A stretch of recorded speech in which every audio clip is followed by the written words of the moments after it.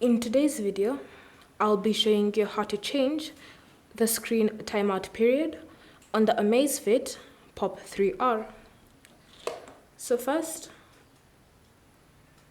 access the apps menu. So press on your button, this one right here, to access the apps menu, and then scroll through the options until you find settings and tap on it. From here, look for screen time and select it. And then you can see all these different options that you can use on your watch. You have the 30-second option, you have 25, 15, 10, and even 5.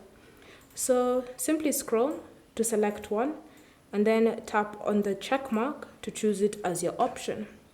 So now you've set that specific time period as your screen timeout.